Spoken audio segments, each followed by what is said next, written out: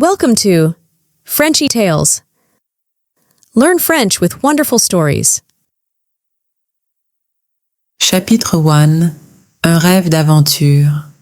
Je m'appelle Robinson Crusoe. J'ai 18 ans et je viens d'Angleterre. Mon père est allemand et ma mère anglais. J'ai 2 frères et une sœur. Nous sommes une famille heureuse et mon père gagne beaucoup d'argent. L'école, c'est bien et la vie est facile, mais j'ai un grand rêve. Je veux parcourir le monde. Papa m'aime, mais il n'aime pas mon rêve.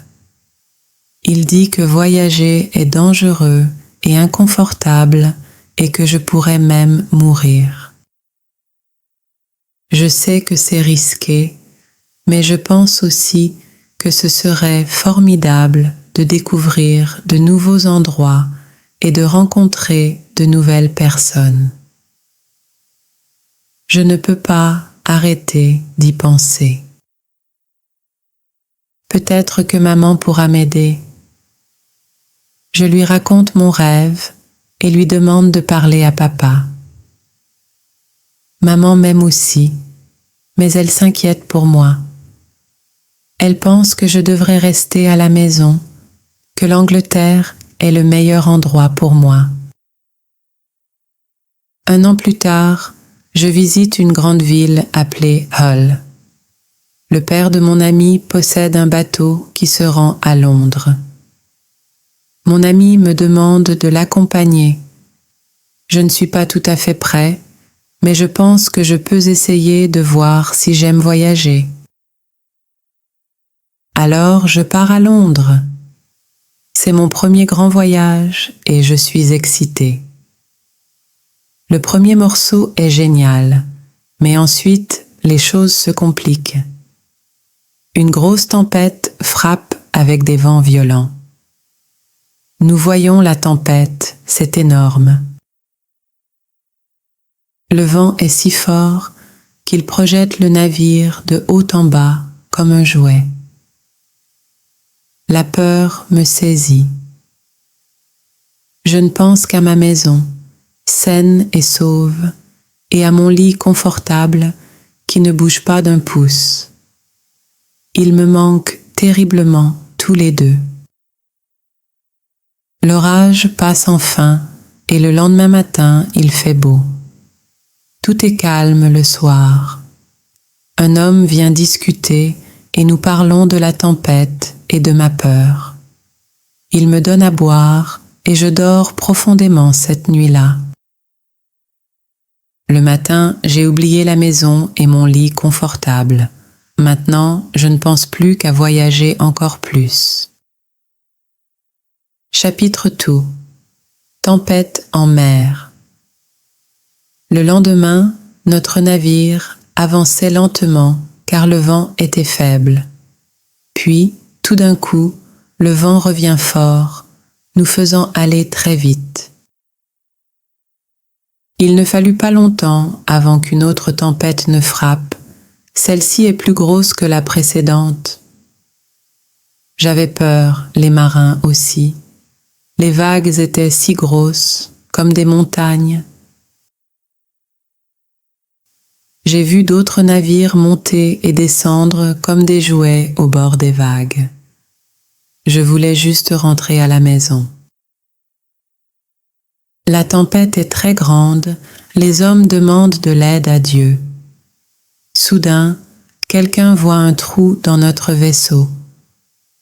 L'eau affluait, une très mauvaise situation.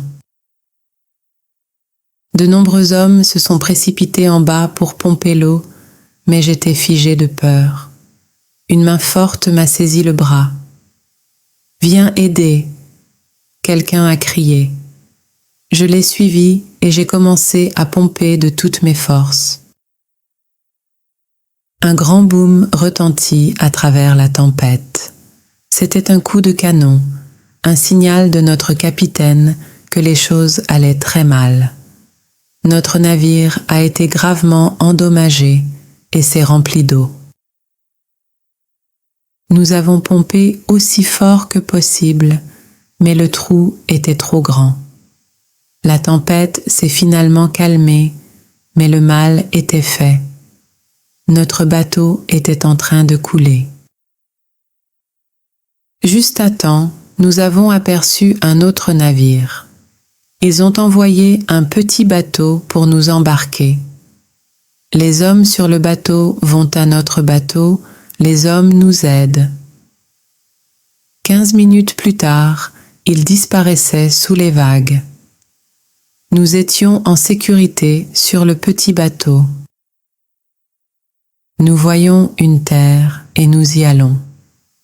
Les gens sur la plage nous ont accueillis et nous ont proposé leur aide. Ils nous ont même donné de l'argent.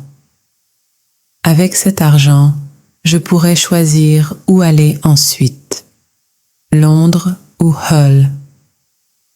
J'ai opté pour Londres. Quand j'étais à Londres, j'ai rencontré un capitaine de navire qui partait en Afrique. L'idée de l'aventure m'a rempli d'enthousiasme. Le capitaine m'a parlé du commerce en Afrique, de ce qu'il fallait acheter en Angleterre et de ce dont les gens avaient besoin. Le voyage vers l'Afrique s'est bien déroulé et j'ai réalisé un bon bénéfice. J'étais heureux. Je voulais voir plus d'endroits et gagner plus d'argent. J'ai appris à piloter le navire auprès du capitaine. Nous sommes repartis vers l'Afrique et au début, tout se passait bien. Mais bientôt, nous avons de gros problèmes. Nous avons vu un autre bateau, mais il n'était pas sympathique. C'était un bateau pirate et il était beaucoup plus rapide que le nôtre. Ils les rattrapèrent rapidement et attaquèrent. De nombreux pirates sont montés à bord de notre navire et ont combattu nos hommes. Malheureusement, certains membres de notre équipage ont été tués.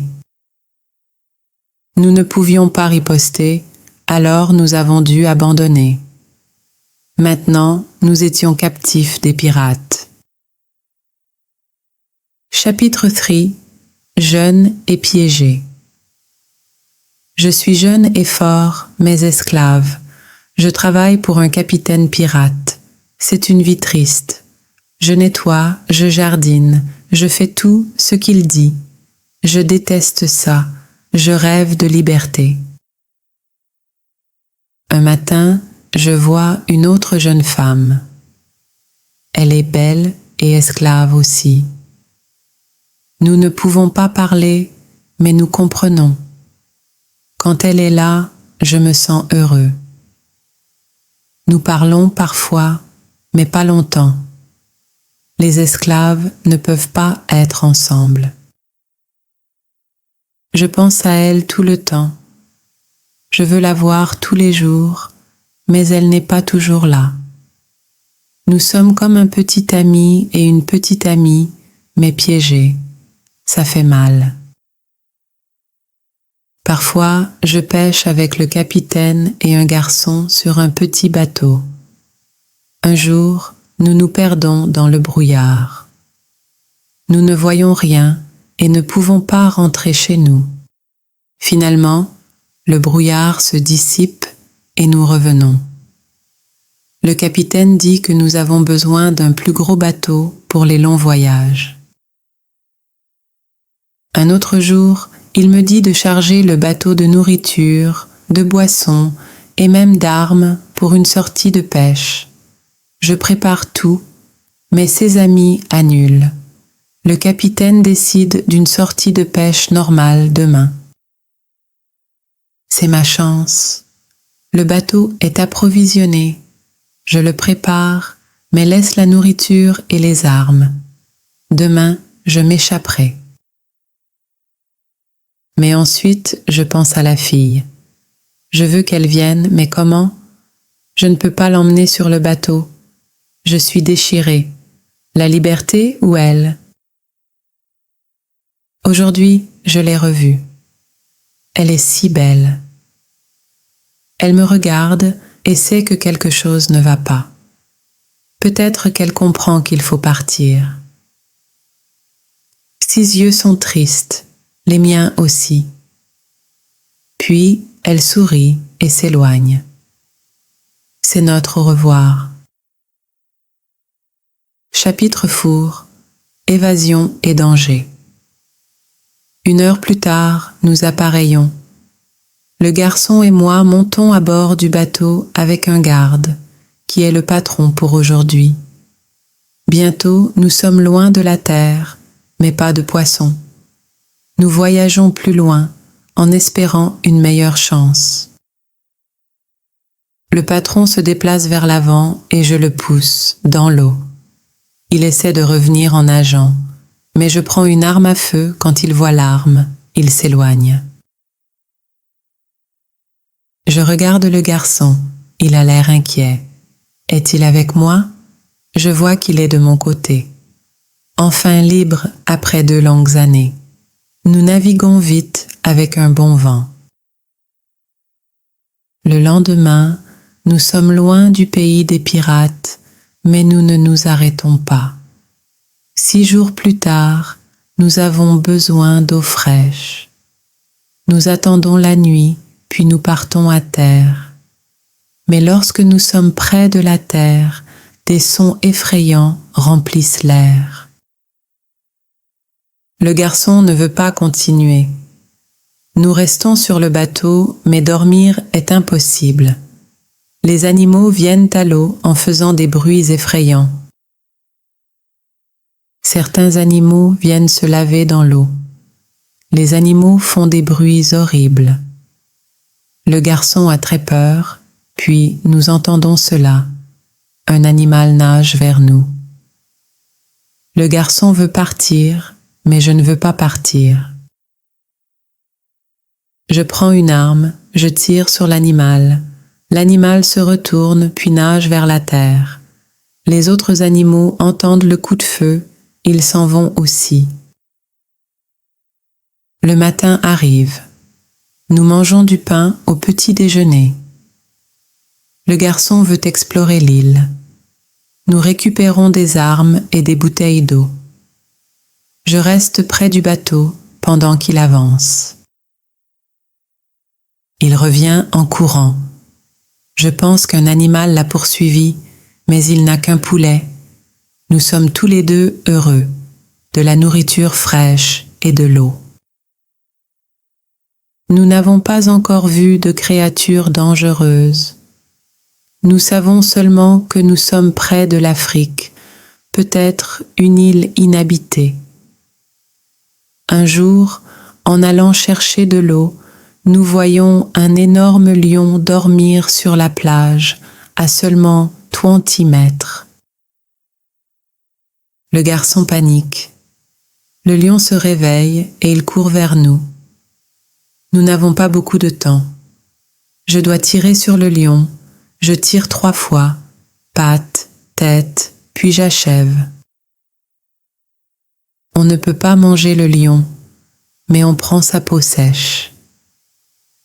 Nous ne savons pas quelle sera la prochaine étape, mais nous sommes libres et prêts à affronter tout ce que cette île nous réserve.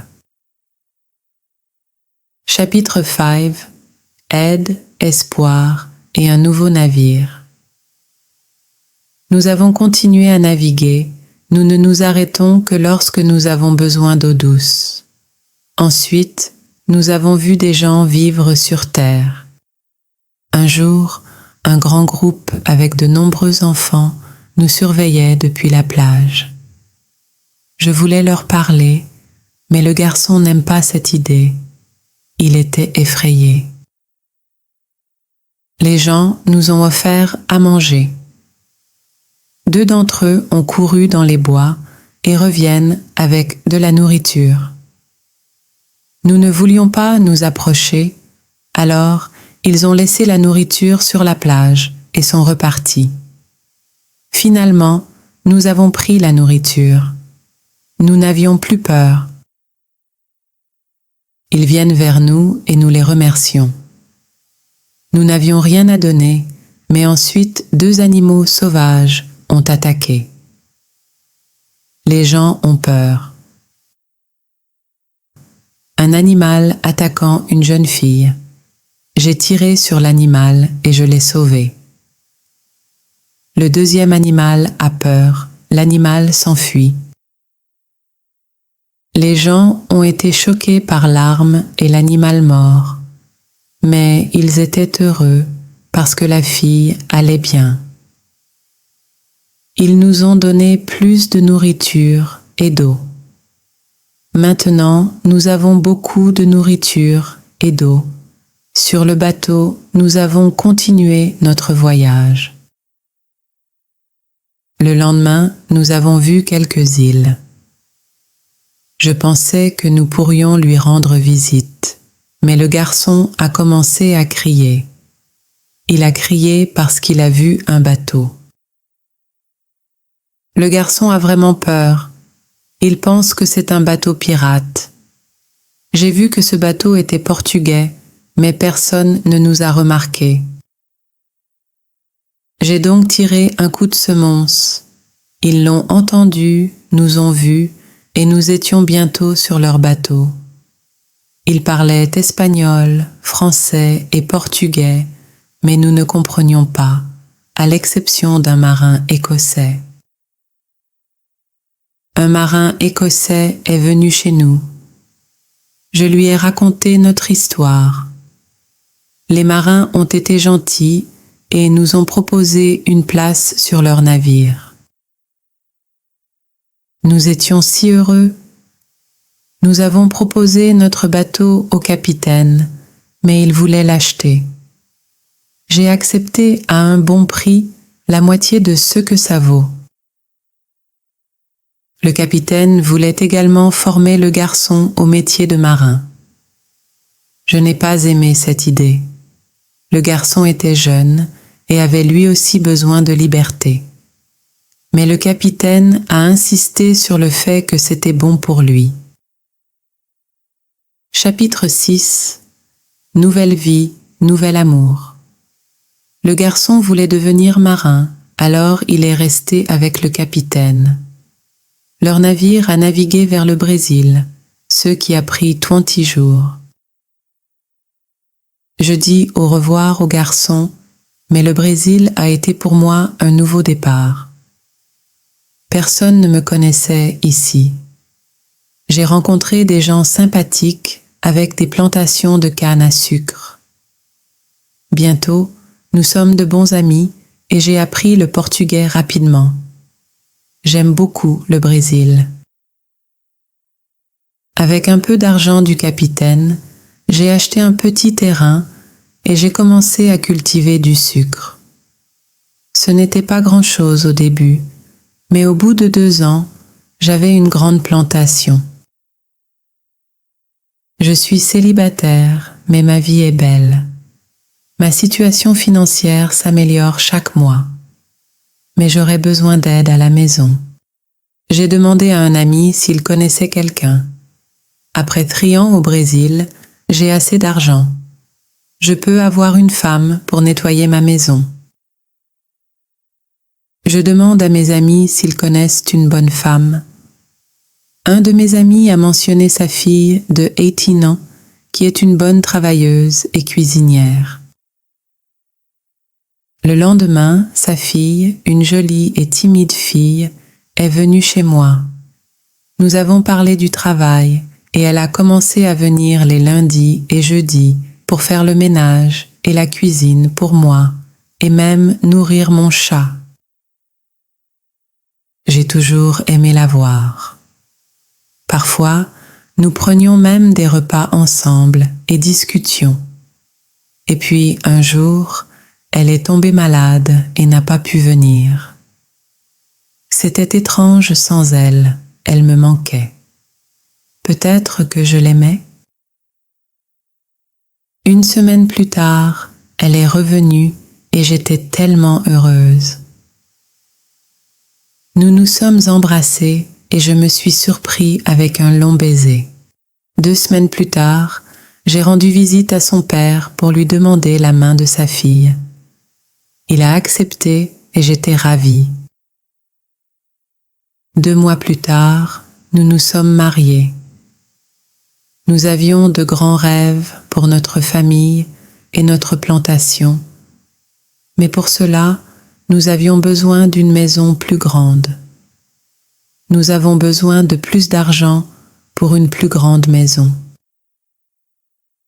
Je pense aux affaires en Afrique. Je me souvenais du business là-bas, un moyen de devenir riche rapidement. J'en ai parlé avec mes amis, les convainquant que nous pouvons gagner beaucoup d'argent en Afrique. Chapitre 7. Catastrophe en mer. Un jour, 3 amis viennent chez moi. Ils étaient excités à l'idée d'un voyage d'affaires en Afrique. Ils m'ont invité et j'ai sauté sur l'occasion. Nous nous sommes préparés rapidement et avons dit au revoir à ma femme. Notre objectif était de revenir dans 2 mois.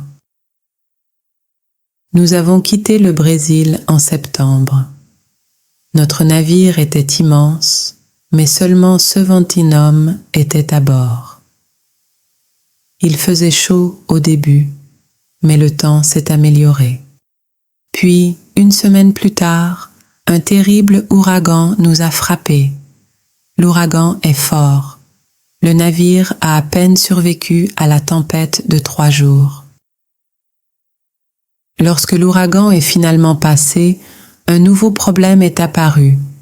Le navire a été endommagé. Atteindre l'Afrique était impossible. Le capitaine voulait revenir et réparer le problème, mais je voulais continuer.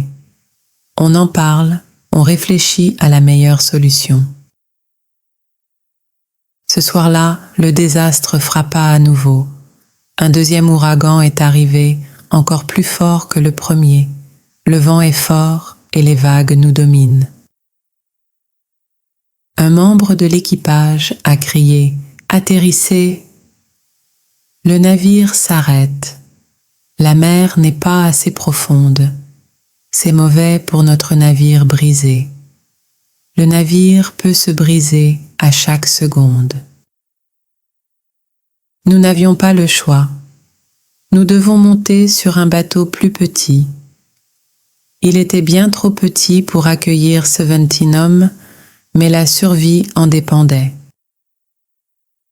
Les vagues étaient si grosses et le vent nous traversait vers des rochers pointus. Nous savions qu'un accident était possible. Une vague géante nous a frappés, renversant le bateau. J'ai été jeté sous l'eau, je ne peux pas respirer. Je ne pouvais voir personne ni le bateau. Alors ma tête est hors de l'eau. Ce n'est qu'un court instant, mais je peux respirer. J'ai vu une petite plage entre les rochers. Une grosse vague me pousse vers la plage. Je suis toujours dans l'eau, mais je sens un terrain sous mes pieds. Je savais que je devais me lever pour échapper à la prochaine vague qui pourrait me faire reculer. Mais mon corps était faible et je n'arrivais pas à me lever assez vite. Je suis à nouveau sous l'eau. Je ne peux plus respirer, mais une autre vague me ramène sur la plage. Je suis dans l'eau, mais je peux me tenir debout. Je peux faire 10M. Je suis sur le sable. Je suis en sécurité, mais mes bras et mes jambes sont très faibles. Après un certain temps, j'ai cherché les autres. Pas de signe, j'étais seule. Tous mes amis étaient partis. Je ne trouve que 3 chapeaux et 2 chaussures sur la plage. Horrible souvenir de la tragédie. Chapitre 8. Échoué mais pas seul. La météo est toujours très mauvaise, mais les vagues se sont un peu calmées. Je vois le navire est loin de la terre. Je regarde autour de moi, je vois que je n'ai rien. Pas de nourriture, pas d'eau, pas d'armes, sauf un petit couteau. C'était mauvais. Comment pourrais-je survivre? L'eau douce était ma première priorité. Heureusement, j'ai trouvé un petit ruisseau et j'ai bu profondément. La nuit est tombée et j'ai peur des animaux dangereux. Je ne pouvais pas dormir par terre, alors j'ai grimpé sur un grand arbre pour plus de sécurité. Le matin apporta un certain soulagement. La mer était calme et le navire était toujours visible. J'ai décidé d'y nager. Je ne vois pas d'accès à l'intérieur du grand navire. Je nage 2 fois autour du navire. Puis j'ai vu une corde sur un côté du navire. J'utilise la corde maintenant. Le navire était désert, mais la chance a encore frappé. Certains aliments étaient encore secs et j'ai même trouvé une bouteille de rhum. Je prends la bouteille avec moi. Puis j'entends quelque chose. Il y a quelqu'un sur le bateau. Qui est-ce? Quelqu'un de mes amis? Ce n'est pas possible. Mes amis sont tous morts. J'ai peur. Je vais à l'endroit où j'entends les bruits. Alors je vois, qui c'est? Un chien. Le chien de notre capitaine. Au moins, je n'étais pas complètement seule. Maintenant, j'ai un ami. Je dois emmener la nourriture, le rhum et le chien à la plage, mais je n'ai pas de petit bateau. J'ai ramassé du bois et construit un radeau de fortune. Les vêtements étaient un autre besoin. Heureusement, j'ai trouvé un joli tapis ainsi que 4 fusils et une boîte de poudre à canon. Parfait. J'ai tout mis sur mon radeau. La mer est calme, le vent souffle vers la terre. Tout va bien bientôt. Maintenant, j'avais besoin d'un abri. Une colline offrait un bon point de vue. En l'escaladant, j'ai vu de l'eau partout, une île. 2 petites îles à proximité, une au nord et une à l'ouest. Vers le sud, à environ 100 km de là, j'ai vu une masse continentale plus grande. Rien à l'est, juste un océan sans fin. Pas de gens, seulement des animaux sauvages. Cette île était ma nouvelle réalité. Chapitre Nin, la maison de l'île. L'île regorge de nombreux oiseaux, mais je ne sais pas de quelle espèce ils sont, ni si je peux les manger. J'en ai essayé un, mais ce n'était pas savoureux. De retour à mon radeau, j'ai décidé de récupérer plus de choses sur le navire avant que la prochaine tempête ne détruise complètement le navire. Près de la plage, j'ai construit une petite tente pour protéger mes affaires de la pluie. La nuit vient. Je m'allonge par terre. J'ai mis 2 pistolets près de mon épaule gauche. J'ai également mis 2 pistolets près de mon épaule droite. Maintenant, je me sens en sécurité. Le lendemain, je suis retournée au navire à la nage et j'ai construit un plus grand radeau. J'ai trouvé d'autres armes, des lits et plein de choses utiles comme des bougies pour l'île et même du thé. En explorant le navire, j'ai découvert une boîte cachée contenant de l'argent provenant de lieux lointains. L'argent n'est pas utile ici, mais je l'ai quand même pris. Il y avait aussi des cartes illustrées amusantes représentant un roi et une reine, parfaites pour les jeux. Le lendemain, de gros nuages sombres se dessinent dans le ciel. Ils sont de plus en plus gros. Le vent est de plus en plus fort.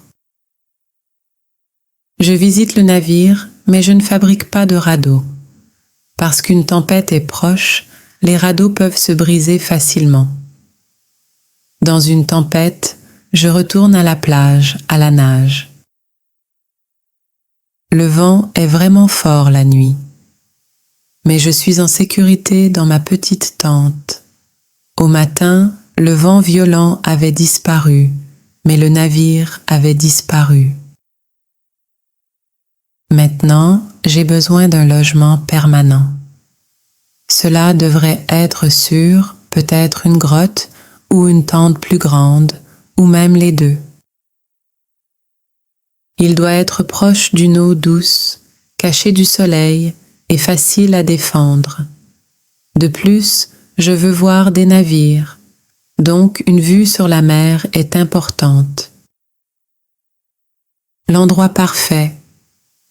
À côté d'une grande colline, j'ai construit une clôture autour de ma tente. Il n'y a pas de porte, juste une échelle à franchir. J'ai déplacé toutes mes affaires à l'intérieur. J'ai même de nouvelles idées. J'ai construit 2 tentes, une grande pour garder la nourriture et la poudre à canon à l'abri de la pluie et une plus petite pour y vivre. Chapitre 10. Calendrier de l'île. Une fois les tentes terminées, j'ai commencé à creuser une grotte au pied de la colline. Ce serait mon stockage de nourriture. J'ai pris des pierres et de la terre de la grotte et je les ai utilisées pour construire une zone surélevée à l'intérieur de la clôture, comme une petite terrasse. Un jour, je vois des éclairs pendant un orage. Je pense que la foudre peut frapper mes cartons avec de la poudre à canon. L'explosion peut tout détruire. L'explosion peut aussi me tuer. J'ai peur. Je dois faire un changement après la tempête. J'ouvre les boîtes avec la poudre à canon. Je mets la poudre à canon dans des boîtes et des sacs plus petits. Je cache les cartons et les sacs dans les rocs. J'ai beaucoup de poudre à canon, donc ça prend 3 jours. La chasse est devenue ma pause quotidienne après un travail acharné. Elle fournissait également de la viande. En explorant davantage, j'ai trouvé des chèvres, une nouvelle source de nourriture. Maintenant, j'avais assez de viande pour durer. Je suis triste parfois. Ma femme, mes amis et ma famille me manquaient. Voyager par mer peut complètement changer votre vie, pour le meilleur ou pour le pire. Mes camarades de bord étaient partis, j'étais vraiment seule. Pourtant, j'ai eu la chance d'être en vie et d'avoir de la nourriture, des armes et des vêtements. Sans cela, je ne survivrais pas. Pour me souvenir des jours qui passaient, j'ai construit une grande croix sur la plage. J'y ai marqué ma date d'arrivée. C'est devenu mon calendrier.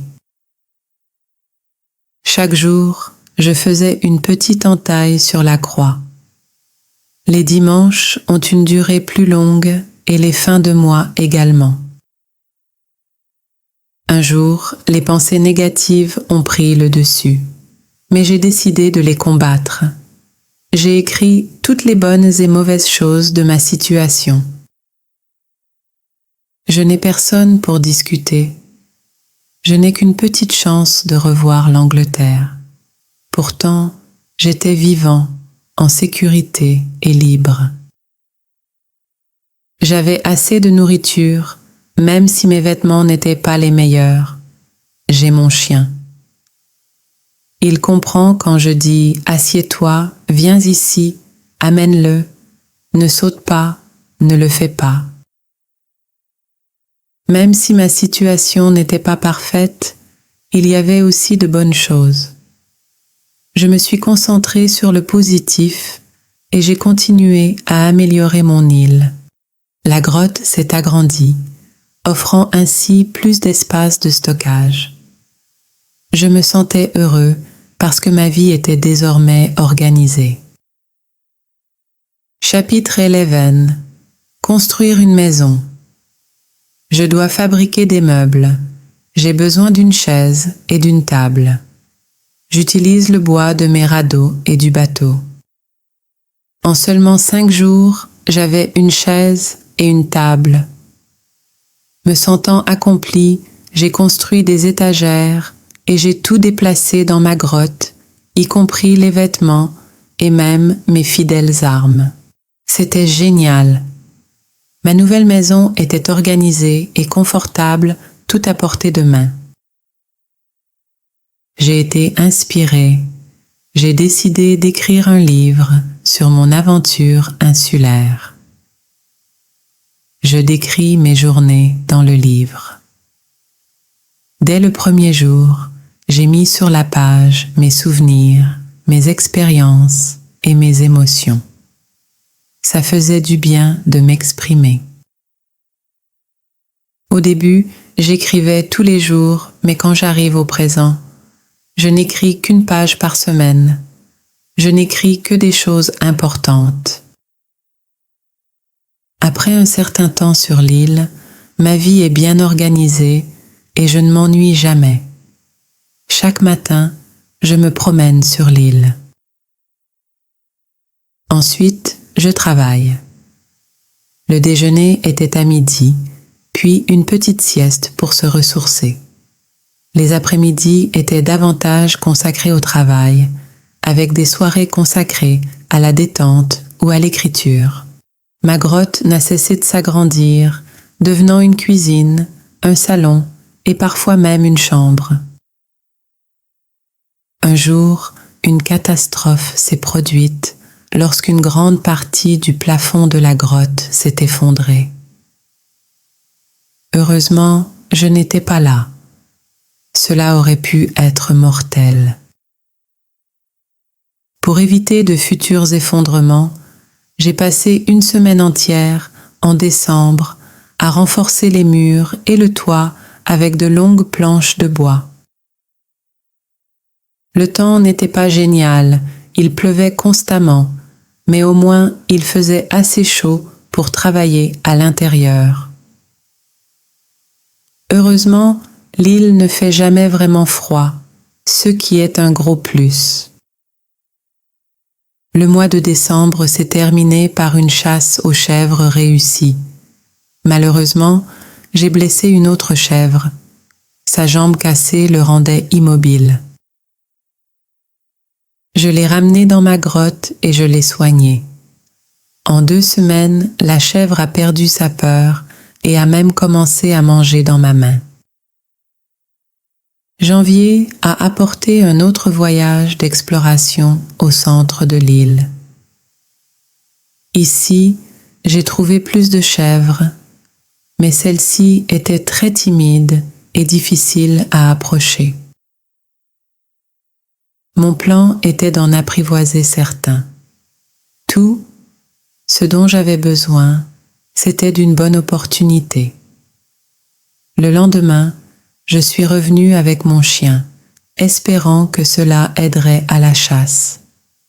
Mon premier commandement: asseyez-vous, restez, ne bougez pas.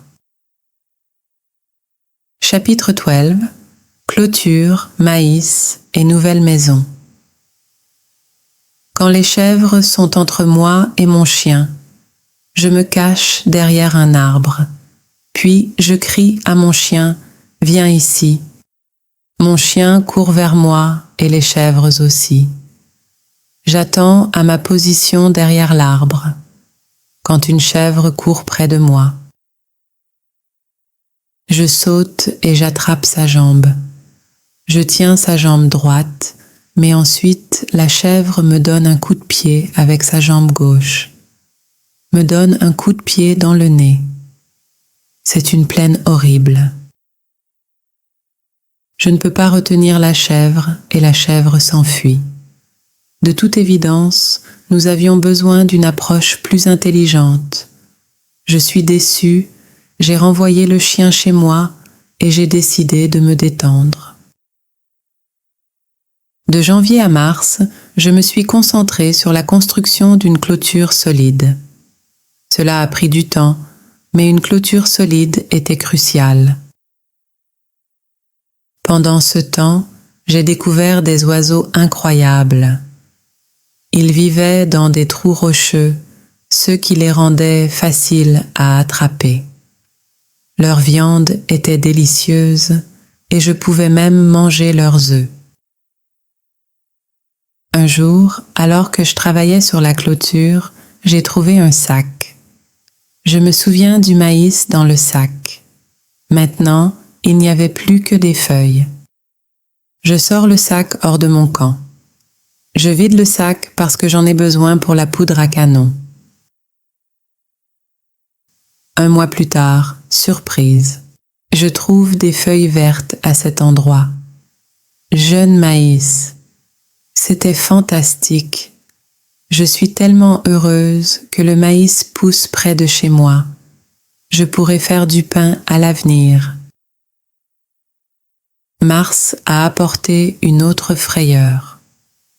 Je suis à l'intérieur de ma grotte lorsque des morceaux de terre tombent du haut de la grotte.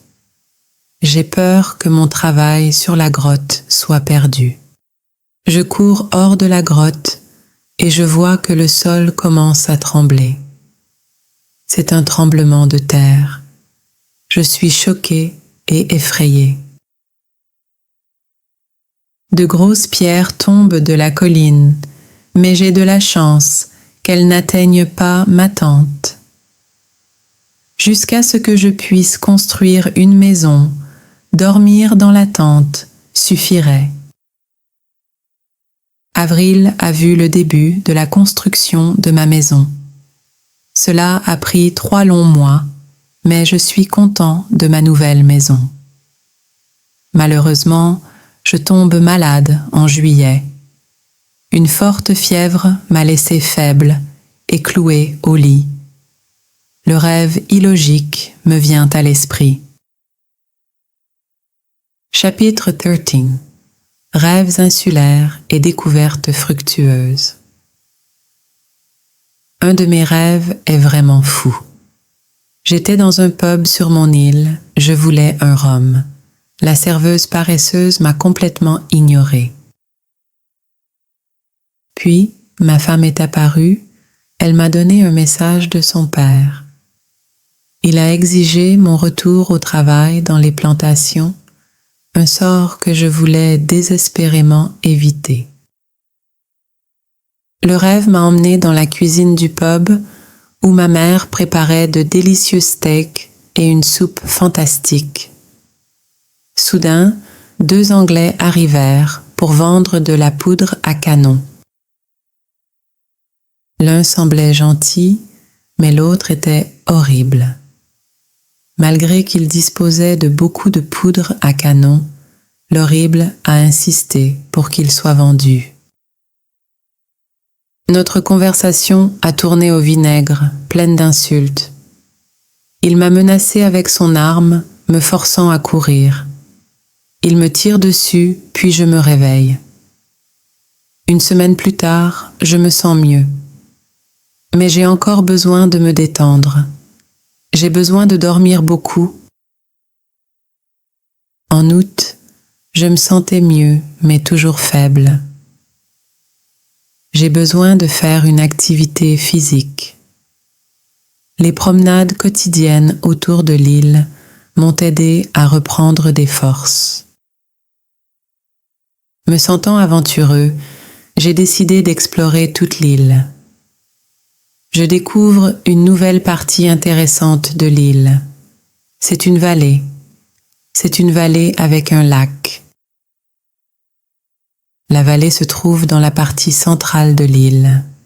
Je suis aussi ravie de voir que j'ai trouvé des melons, juteux et sucrés comme des boules géantes. La vallée regorgeait également de pommes, d'oranges et de citrons. De cette vallée, je veux rapporter des fruits à la maison, mais j'ai besoin d'un gros sac. Je n'ai pas de gros sac avec moi. J'ai rassemblé ce que je pouvais et je l'ai laissé marquer pour une récupération ultérieure. Une fois de retour à ma grotte, j'ai attrapé un gros sac et je suis retournée dans la vallée. Sa beauté m'a captivée. J'aime beaucoup la vallée des fruits. La nature est belle ici. Je pense que je peux peut-être déménager ici, mais la plage est loin de cet endroit. Je dois être proche de la plage. J'ai besoin de voir un vaisseau qui puisse me sauver. Chapitre Fourtin. Une maison dans la vallée. Je ne déménage pas dans la vallée des fruits, mais je décide de construire une maison ici. Je visite la vallée très souvent. Pas à pas, je construis une maison ici. La maison est petite. Je fais une double clôture autour de la maison. La maison est protégée comme un château. J'utilise une échelle lorsque je veux entrer. Et à l'intérieur, j'ai des escaliers dans un coin de la clôture. J'utilise les escaliers lorsque je sors. Et j'utilise l'échelle quand je rentre. Construire cette maison a pris tout le mois d'août et début septembre, mais j'apprécie beaucoup. La vallée des fruits me donne tellement d'énergie. Je me sens tellement en bonne santé et fort ici. Parfois, quand je suis dans la vallée, la nuit, j'observe la lune et les étoiles. Je pense à ma femme. Je pense à ma famille en Angleterre. Je sais qu'ils voient la même lune. Ils voient les mêmes étoiles, mais nous ne pouvons pas être ensemble. Ils m'ont beaucoup manqué et je leur ai souhaité bonne chance. Parfois, je me sens connectée à l'univers entier. Je pense aux endroits où ils vivent. Je me sens parfois connectée avec eux. Je me sens connectée à l'univers entier. Je pense aussi à Dieu. J'ai des questions pour Dieu. Je lui demande, pourquoi suis-je sur cette île? Pourquoi suis-je toujours en vie? Pourquoi mes amis sont tous morts? Je n'ai pas de réponse à ces questions, mais je crois en Dieu. Je crois qu'il sait ce qu'il fait. La saison des pluies est arrivée en août et a duré jusqu'à la mi-octobre. C'est ma première année sur l'île. Quand les pluies cessent, je retourne dans ma maison de la vallée. Je vois que la clôture est toute verte. De nouvelles feuilles poussent partout. Les feuilles créent de l'ombre. C'est très agréable de rester ici. Je veux aussi faire une clôture avec le même bois autour de ma première maison. Une fois la saison des pluies terminée, j'ai planté mon maïs. J'ai le mauvais pressentiment que quelque chose de grave peut arriver, alors je n'utilise que la moitié du maïs. Heureusement, rien de grave ne se produit. Les graines restantes ont été conservées pour la prochaine saison des pluies. Mon île devient désormais une petite ferme. Contrairement aux 4 saisons de l'Angleterre, cette île en avait 2, pluvieuse et sèche.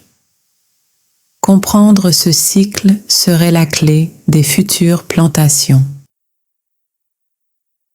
Chapitre 50. Panier, baie et un nouvel ami. J'ai un problème avec mon maïs en novembre et décembre. Les chèvres sauvages veulent manger leurs petites plantes. Je ne veux pas perdre mon maïs, Alors je fais rapidement une clôture autour du champ. Pour CS Maïs, je fais un portail près de la clôture. J'ai mis mon chien à l'intérieur de la clôture.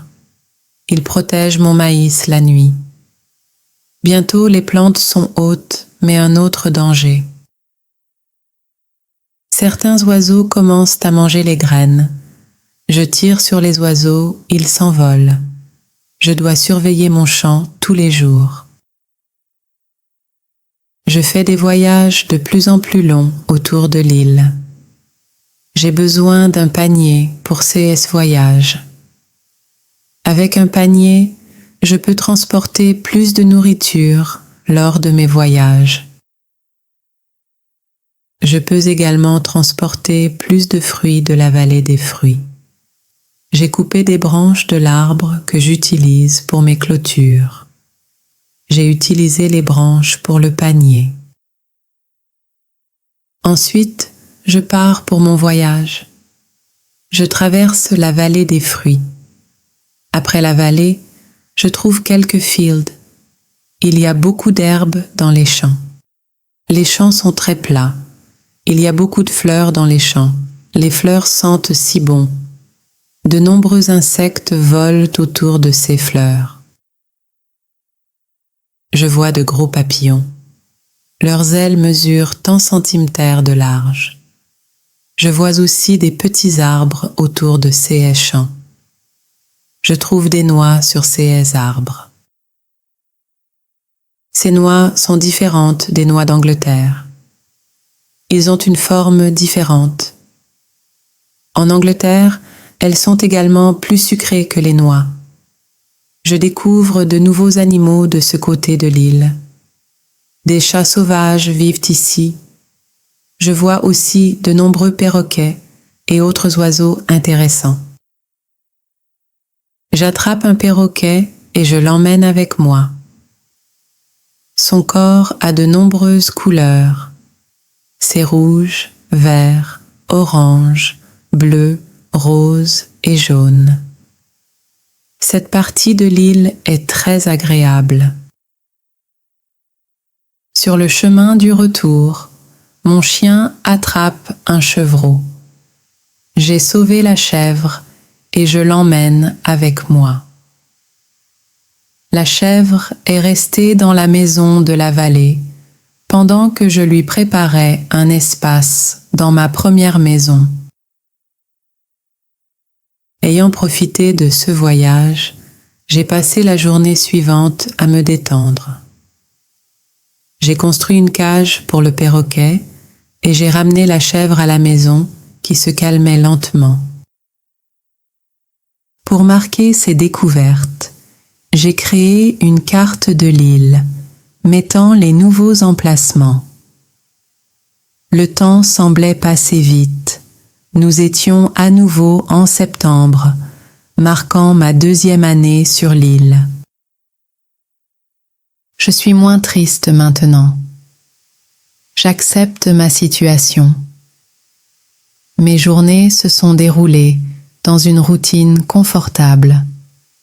Chasser le matin, cuisiner à midi, me détendre l'après-midi, quand le soleil tape très fort, et le soir je travaille.